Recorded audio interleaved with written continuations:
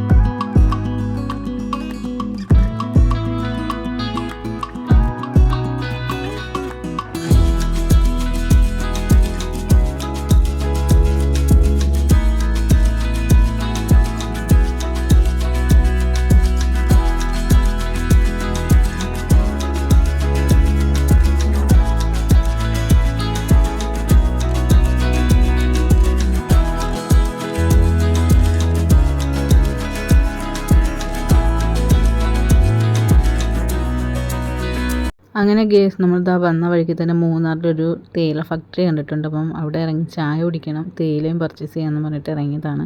അപ്പോൾ ഇതാ കണ്ടില്ലേ തേയില ഫാക്ടറി. അപ്പോൾ അവിടെ ജസ്റ്റ് ഒന്ന് കയറണം. പിന്നെ അവിടെ നിന്ന് തന്നെ നല്ല ഫ്രഷ് ചായയും കിട്ടും നമുക്ക്. അപ്പോൾ അതും കൂടി ഒന്ന് കുടിച്ചിട്ട് തേയില ഒന്ന് പർച്ചേസ് ചെയ്യണം.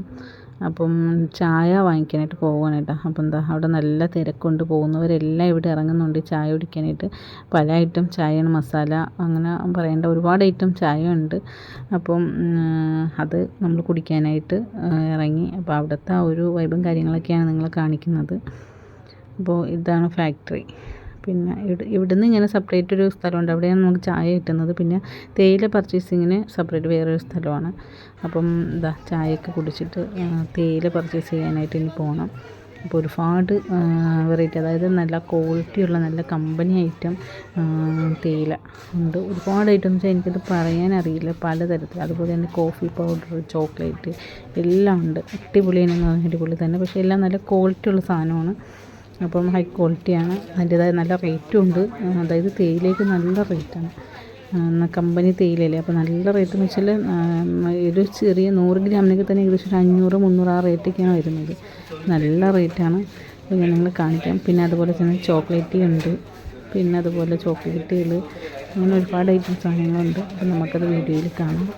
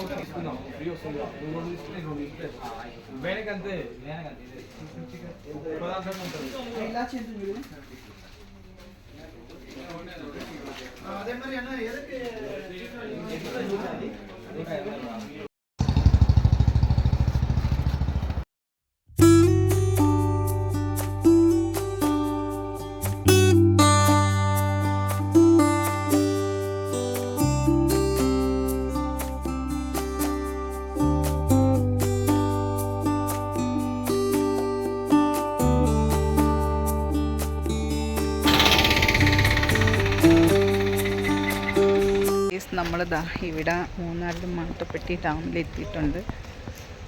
സംഭവം ഇവിടെ ബോട്ടിങ്ങും കാര്യങ്ങളൊക്കെ ഉണ്ട് കേട്ടോ. അങ്ങോട്ട് പോവുകയാണ്.